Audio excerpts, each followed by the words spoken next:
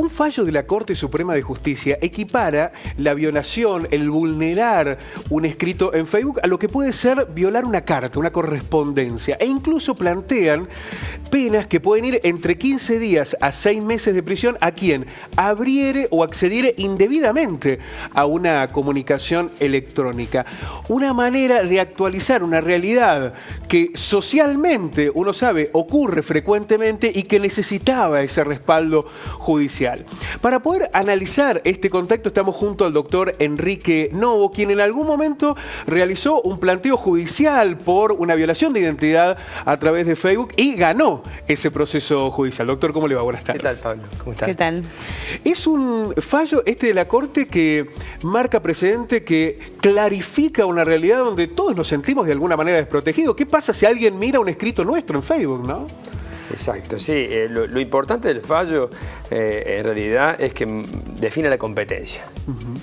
Define la competencia para que no haya más incertidumbre al respecto. En el caso mío no hubo ningún conflicto de competencia, no fue planteado por nadie, el juez federal lo tomó, la Cámara Federal lo tomó y no hubo inconveniente, se llegó a una resolución y luego de un tiempo Facebook cumplió. Además de pagar la sanción por la demora en cumplir la sentencia, Facebook cumplió hace 2 meses. ¿Qué implica que cumplió? ¿Qué fue lo que lo condenaron? Cumplió con la sentencia de informar a los amigos de esa cuenta apócrifa que la misma se cerraba por apócrifas, que no era yo el que la cerraba, sino que se había...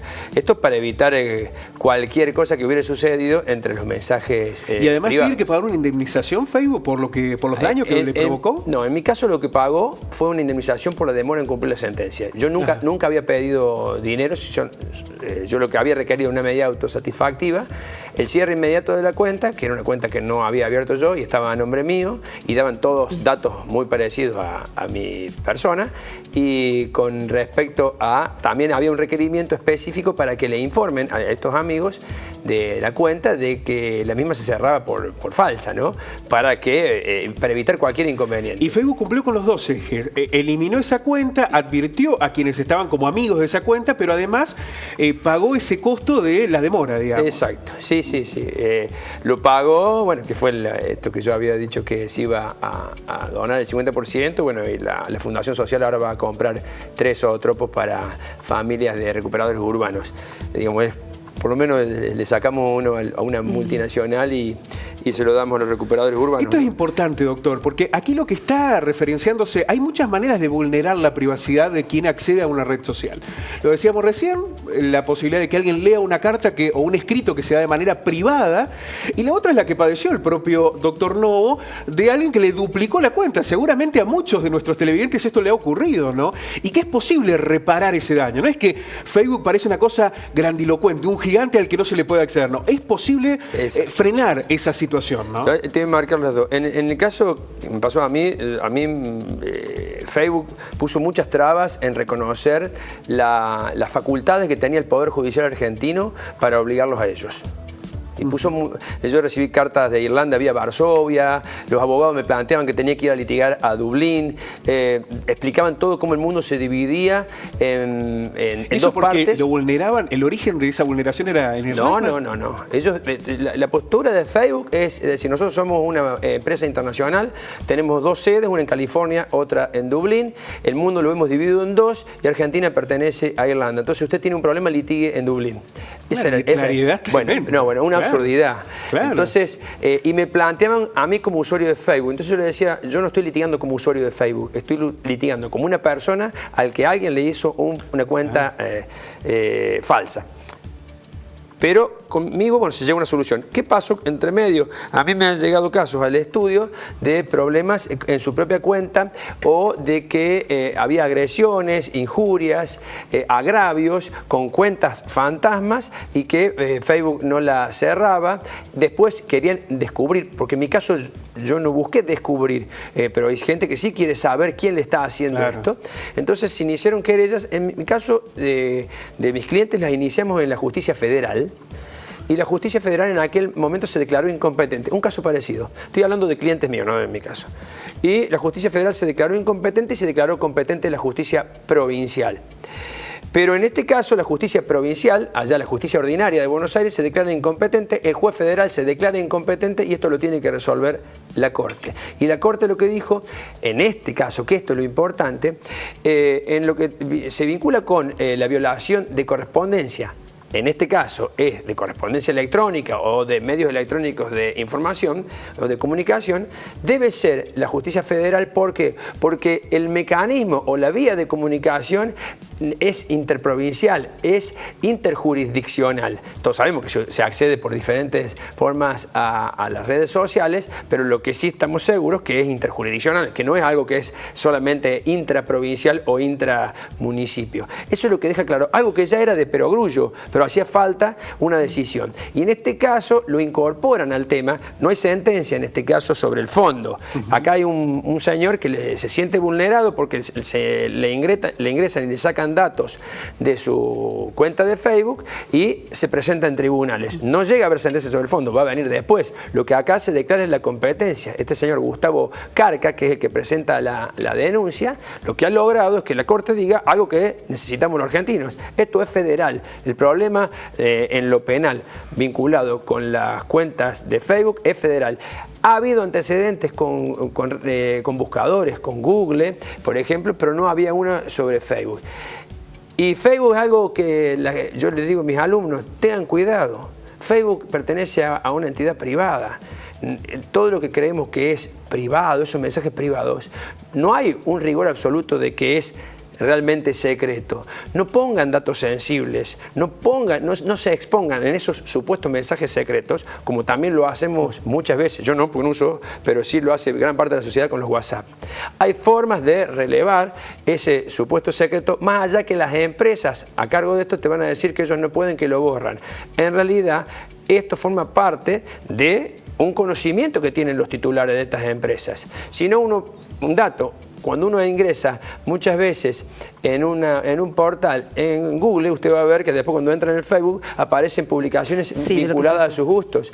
Es obvio que hay una estrategia comunicacional y de mercado con esto. Lo importante, que eso tienen todo el derecho, pero lo importante, el decir al televidente, es saber que no tiene que incorporar datos sensibles en estas redes sociales, porque puede resultar peligroso. Hay que tener mucho cuidado con esto.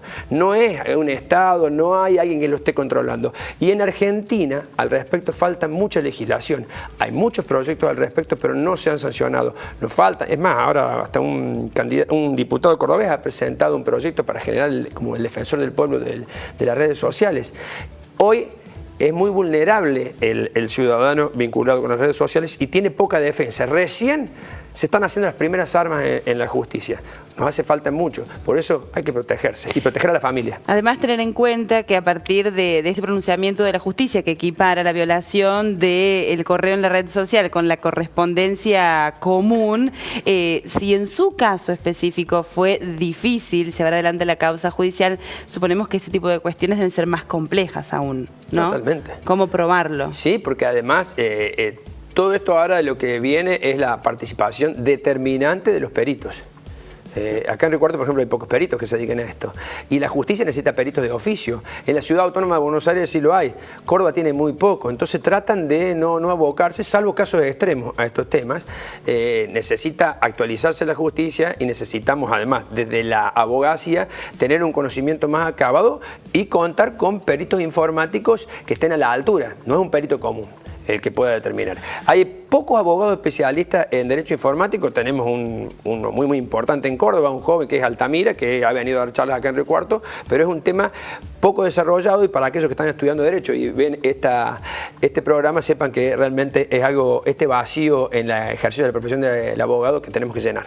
Doctor, asusta un poco lo que usted señalaba hace instantes, esta cuestión de lo vulnerable que estamos ante las redes sociales, porque ahí comienza el límite que lo planteamos en el inicio del noticiero, entre lo público y lo privado, entre aquello que se publica cuando efectivamente es solo nuestro de la persona que lo puede ver, o cuando pasa a formar parte de una red, de una cosa tan grande, tan intangible y tan incontrolable, ¿no? Pero si tenemos miedo cuando ponemos una valija y le ponemos candado cuando viajamos, tenemos miedo cuando mandábamos una carta que iba sellada en el correo. ¿Por qué esto va a ser diferente? Yo no estoy generando una alarma, estoy diciendo sean precavidos, los datos sensibles, las cosas sensibles, lo que puede generar peligro en su familia, las cuestiones de la intimidad, no lo vuelquen como si fuera un libro que uno les pone el sello y nadie lo ve. No hay ninguna garantía que eso exista. Yo tampoco le garantizo que es al revés. Pero lo que le digo, no hay ninguna garantía de esa solidez absoluta o de esa cerradez absoluta que mucha gente cree, muchos jóvenes creen, muchas madres, muchos padres creen de que cerré es mi clave, no la sabe nadie. Hay hasta detectores de claves, hay un jueguito que para un detector de claves. Digo esto pues estamos hablando de un tercero, pero además los titulares, ¿quiénes son? ¿Alguien los conoce? Son propietarios, son personas como el que está mirando, como usted, que en su caso, cuando son empresarios y esos datos valen mucho dinero para un determinado mercado, me parece que hay que tener resguardo. Solamente eso, hay que tener resguardo. Ese es mi consejo, no lo digo acá nada más, lo digo a todos mis alumnos cuando hablamos del tema, cuando me han tocado hablar en los colegios secundarios, tengan cuidado, nada más. Tener en cuenta que mientras la justicia desarrolla lentamente sus herramientas y el derecho avanza también lentamente, la única o lo más viable parece ser protegernos cada uno como usuarios. Totalmente. Ese es el mejor consejo que pueden dar ustedes desde el medio de prensa. Protegernos porque además están también exponiendo muchas veces a su familia. No tiene mal una foto, todo, pero ahora trasladar información. ¿Qué hace la gente en forma muy común? Se va de vacaciones, lo primero que hace es sacar la foto. Bueno, está exponiendo qué pasa con su domicilio. Ahora, doctor, pero lo que usted nos plantea, yo digo, los televidentes que nos están mirando, ya lo han hecho durante años. Es decir, ya la mayoría de las fotos familiares, las vacaciones de este año, están casi todas. Por eso digo, ¿cómo? Sí. No hay que ser exagerado. Digo, eso está, lo hacemos y lo vamos a seguir haciendo. Digo, hay que tener, una cosa es esto y otra cosa es dar informaciones muy sensibles, muy sensibles, de la propia intimidad, de la intimidad de la familia, de los negocios, de los amigos, y escribimos con... Claro. Ustedes recuerdan en el año 2009 el famoso caso Alavi, fue el de un abogado que planteó ante la Corte el pedido de declaración de inconstitucionalidad de unas normas que permitían que los servicios de inteligencia nuestros puedan acceder a las comunicaciones vía mail de los abogados. Lo planteó como un abogado, pero ese caso se hizo famoso porque se le dio carácter de efecto colectivo a la sentencia. Se le dio legitimación al doctor Alavi para que su proceso tenga efecto y proteja a todos los abogados en el ejercicio profesional. Bueno, si eso tuvo que salir la Corte a frenar, quien manipula, organiza y define estas cuestiones que no son estatales, son privadas, ¿cómo le podemos asegurar a un niño, a un padre de familia, a una madre, que esos datos no son abiertos? ¿Cómo le podemos asegurar? Reitero, no digo lo opuesto, pero como no podemos garantizar, tengan cuidado, nada más, tengan cuidado. Doctor, es fantástica poder hacer esta descripción porque aclara muchísimo. Seguramente vamos a tener una segunda parte para que poder desarrollarlo porque hay una necesidad de todavía muchas preguntas pendientes alrededor de. Y reitero, tenemos una universidad, hay ingeniería, hay gente que está estudiando en tecnología, hay chicos estudiando abogacía. Este es, creo que, el camino para llenar un vacío, digamos una beta laboral importante a la que no todos vamos a requerir. Yo he trabajado con la ayuda de mi primo, que es más joven y que entendía, y le di la parte jurídica y la parte tecnológica, pero para nada soy un ducho, un experto. Nos hace falta expertos para protegernos. Es camino al andar. Exactamente. Muchísimas gracias, doctor.